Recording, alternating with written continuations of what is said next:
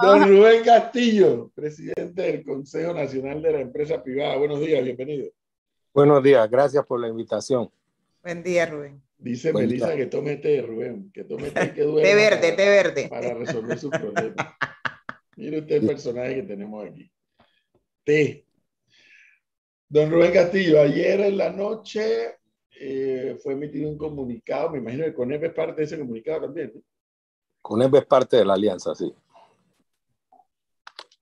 Yo no le voy a pedir a Rubén Castillo ni a ninguno, y eso además, no, yo soy muy dado a respetar esas cosas, yo no ando pidiendo que se hagan infidencias aquí en las reuniones, que además la personalidad de Rubén Castillo no es de esa tampoco, andar haciendo infidencias.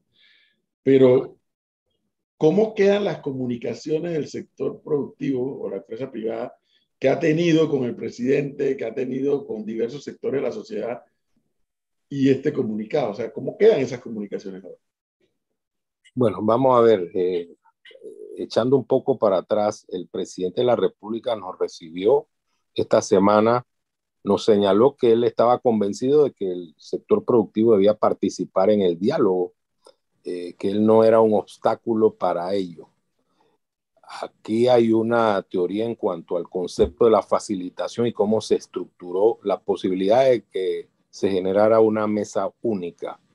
Y aparentemente cuando se trabajó en la metodología estableció que había una exclusión del sector productivo porque solo los que estaban protestando podían ser interlocutores idóneos frente al gobierno. Y esa mesa ha ido avanzando. Yo le mandé una carta a Monseñor Ulloa, en mi condición de presidente del Consejo Nacional de la Empresa Privada, sobre la situación de nuestra participación y se nos reiteró que había una fase 2. Lo misterioso es que en la nota se dice no sé cuándo va a iniciar la fase 2, ni sé tampoco cuál va a ser su metodología. Es decir, la fase se convierte en una especie de sortilegio que al final puede ser que el sistema productivo entre en una fase terminal simplemente porque nunca se le ha escuchado. ¿Cómo quedan las relaciones? Bueno, nosotros somos un sector importante de la economía del país. Vamos a seguir insistiendo en nuestros puntos de vista, tomaremos otras acciones y mantendremos el curso de nuestros principios sobre la base de la participación en un Estado que debe ser democrático e incluyente. Rubén, ¿cuáles creen ustedes que serían esos temas a tratar en esa fase 2 de la que habla Monseñor Ulloa, si ya en la fase 1 ellos han tomado todas sus decisiones? O sea, ¿qué tratarían en la fase 2? Bueno, pareciese que es una fase esotérica porque nadie sabe qué se va a tocar. Dice, bueno, la primera fase vemos cómo se van aprobando cosas y se van generando inclusive proyectos de norma que se van a aplicar en forma inmediata. Entonces, ¿cuál sería la fase 2? Simplemente ser los que pagan la cuenta, que nos digan cuánto es la cuenta y pagarla. Fíjense que mucho se ha dicho de que la empresa privada en otras ocasiones se ha reunido con el presidente de la República o con las autoridades, sí, igual que los trabajadores. Nosotros, al final, cuando hablamos de temas que inciden en las relaciones laborales, siempre ha habido diálogos tripartitos. No se toman decisiones sin que se den esos diálogos tripartitos. Fíjense el ejemplo de la pandemia. Se generaron varias mesas tripartitas para ajustar y ver la posición de todas las partes en relación con la legislación laboral a propósito de una situación tan compleja como lo es la pandemia. Entonces ahora se dice, bueno, aquí hay un concepto de exclusión. Y cuando uno pregunta, bueno, dígame en qué consiste la fase 2. La fase 2, nadie sabe de qué se trata. Y pareciese que tenemos que tener fe de que en esa fase 2 habrá algo que va a resolver los problemas, cosa que en realidad por los hechos, por la constancia de los hechos, no vemos como viable que se hable de una fase 2 si en la primera fase ya se están tomando decisiones.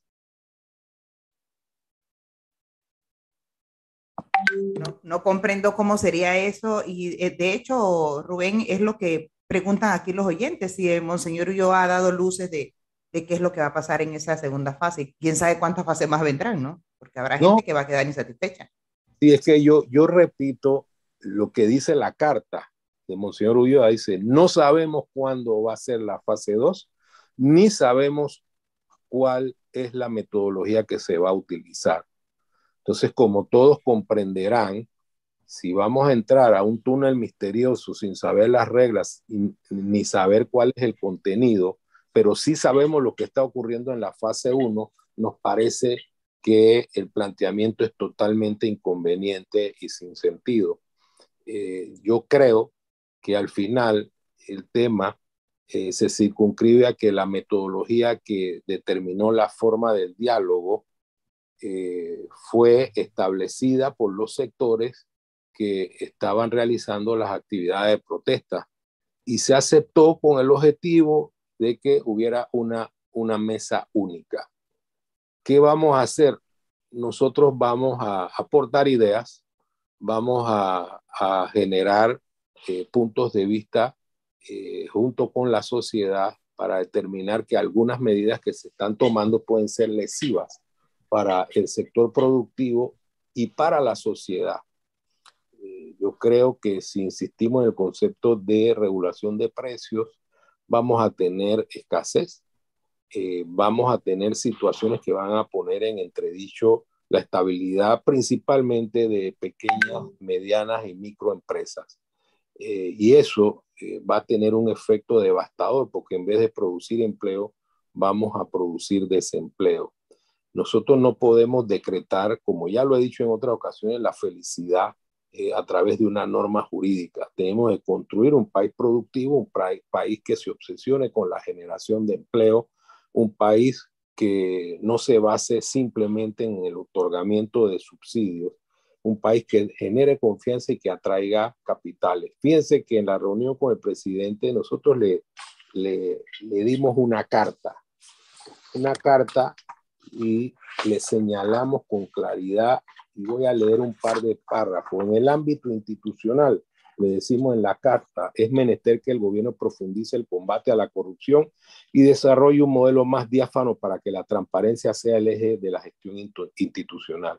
Es importante que todas las instituciones de control funcionen con vigor de tal manera que se determine que todos los servidores públicos tienen y cumplen sus funciones y que los recursos del Estado se manejan con honestidad. Resulta urgente que se promueva una ley de servicio civil y de conflicto de intereses. Hay que evaluar la eficacia y validez de los contratos de servicio y eliminar todo gasto superfluo e innecesario.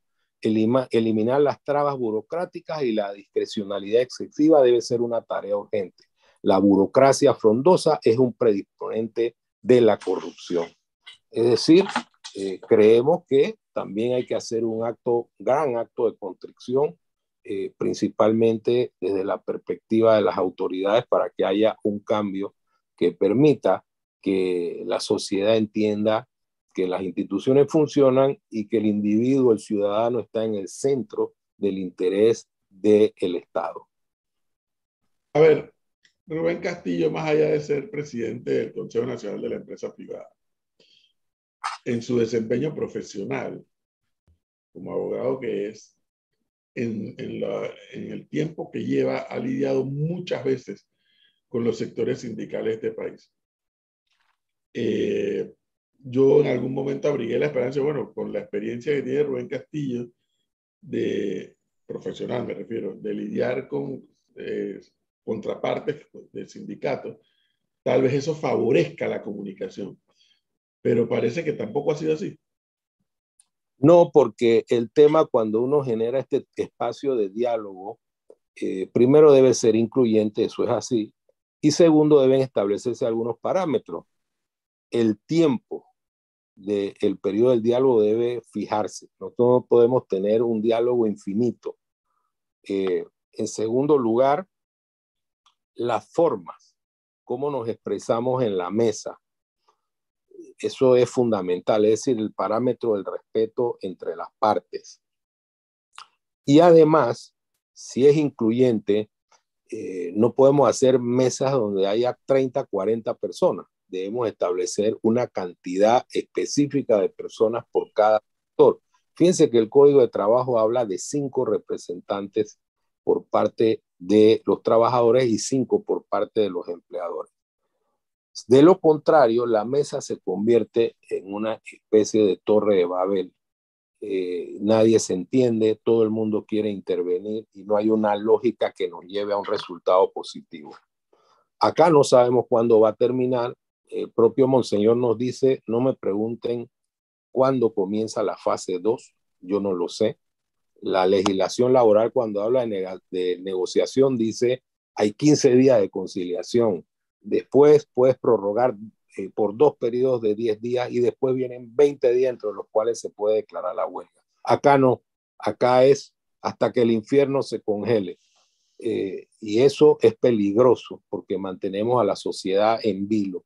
Y más peligroso es que la mesa sea total y absolutamente excluyente de un sector que al final se ve afectado con las medidas que se toman.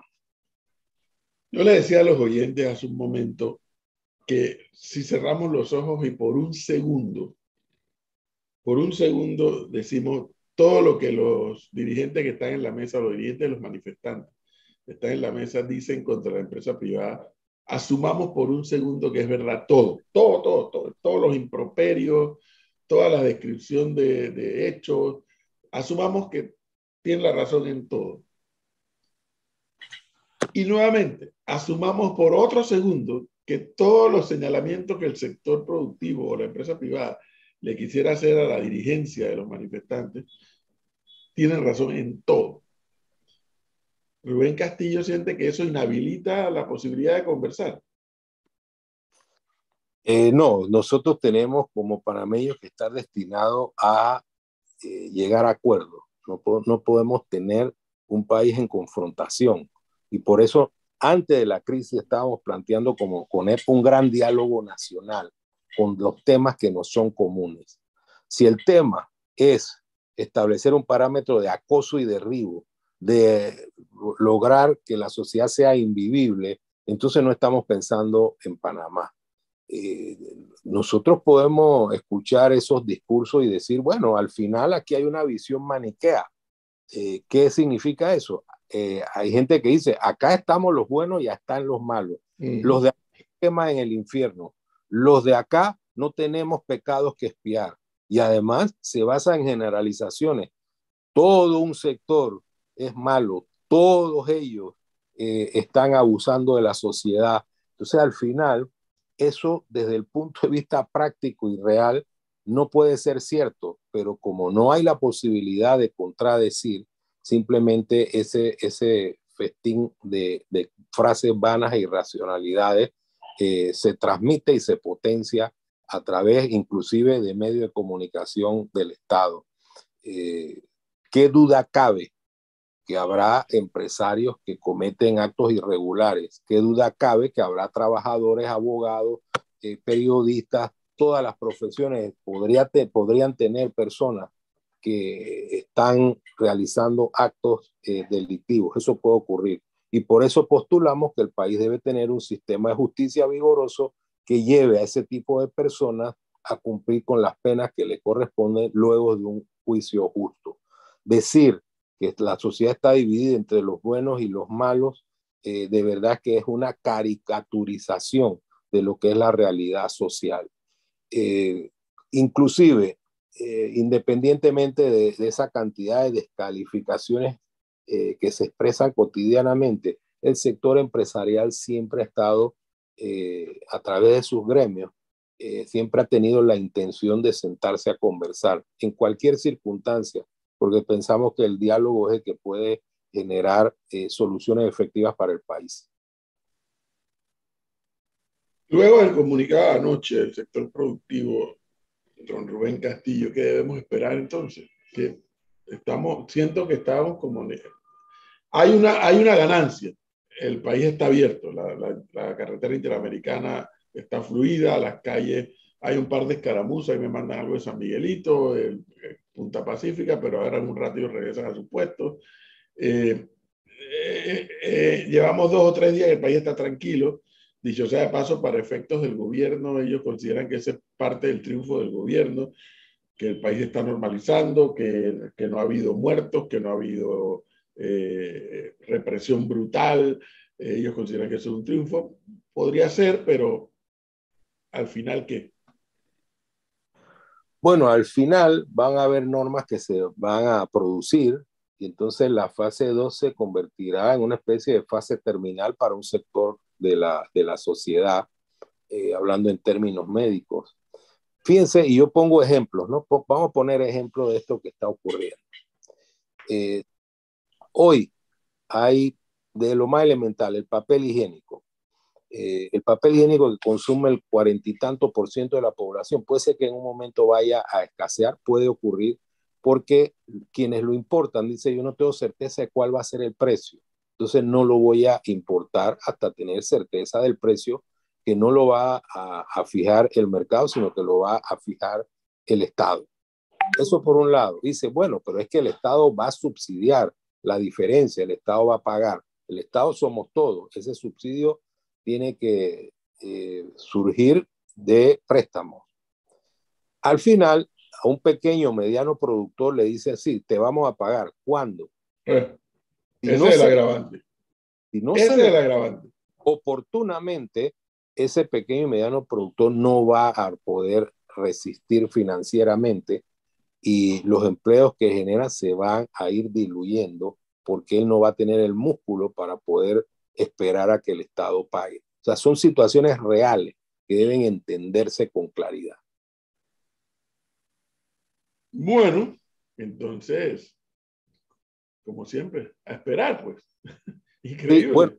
no vamos a esperar con los brazos cruzados, nosotros vamos a producir una hoja de ruta de lo que se debe hacer. Ya he dicho que vamos a hacer, a instalar, más bien a seguir con comisiones que ya tenemos en CONEP. Vamos a apoyar los esfuerzos de la alianza en los temas que hemos acordado y vamos a ser muy vocales, ¿no? Porque creo que hay que hacer un debate mucho más amplio, llamar a otros sectores, porque no puede ser que sectores específicos sean los que se arroguen el derecho de representar a toda la sociedad. Eso de verdad que no es bueno para la democracia. Ya, Es así. profesor, yo quiero aprovechar a Rubén rápidamente porque, a ver, señor Castillo, ayer conversaba con un ministro del gobierno de Laurentino Cortizo y él decía que la decisión que tomaron económicamente, hablando del congelamiento de los productos y de la gasolina, fue por la presión social, más allá de un tema técnico, económico, para tomar dicha medida. Hay un proceso inflacionario en todo el planeta y Estados Unidos acaba de anunciar que decrece por segundo trimestre consecutivo, lo que conocemos que técnicamente es una recesión, decrecer 2 trimestres consecutivos. ¿A usted le preocupa lo que vaya a pasar en un mediano o corto plazo con la economía? Sobre todo porque nosotros somos una economía dolarizada, tomando en cuenta lo que acaba de anunciar Estados Unidos. Y estas medidas que además aplica el gobierno de Panamá basados no en temas técnicos, sino en temas de presión social. Y claro que me preocupa, Gonzalo, por varias razones. Si nosotros seguimos aumentando el gasto público, seguimos constituyendo deuda, seguimos cambiando nuestra estructura macroeconómica, puede ser que en algún momento se diga a nivel internacional que perdemos el grado de inversión y eso sería fatal para el desarrollo económico del país. Hay una situación compleja cuando uno ve que gastos corrientes se están financiando con préstamos. Había una proyección del ministro de Economía de que este año íbamos a cambiar esa dinámica, es decir, que no necesitaríamos préstamos para seguir pagando el gasto corriente. ¿Qué va a pasar ahora? Que vamos a tener que fijar, como tú dices, por presión social, nuevos subsidios. Ese subsidio de la gasolina nos va a costar alrededor de 350 millones de dólares que se van a adicionar a la situación comprometida de las finanzas públicas. ese es un escenario complejo. El hecho de la crisis ha generado una afectación de la reputación panameña. ¿Qué vamos a hacer con el turismo? Va a ser muy difícil atraer turistas y desarrollar un sector tan importante cuando hemos visto a lo largo y ancho del mundo imágenes de turistas que caminan hacia el aeropuerto y situaciones complejas. Yo creo que la preocupación no debe ser solamente del sector productivo, debe ser una preocupación nacional y enfocarnos en los temas comunes para sacar adelante el país. Bueno, esperar, casi que le digo a Rubén Castillo y a orar, pero ya no sé si... No, nosotros, Edwin, parece que estamos orando muy bajo, las oraciones no llegan. No llegan, no llegan. Vamos a hacer la oración. Sáquelo de la oración, Rubén. A lo mejor es él el problema. Don Rubén Castillo, muchas gracias por habernos atendido. Muy amable.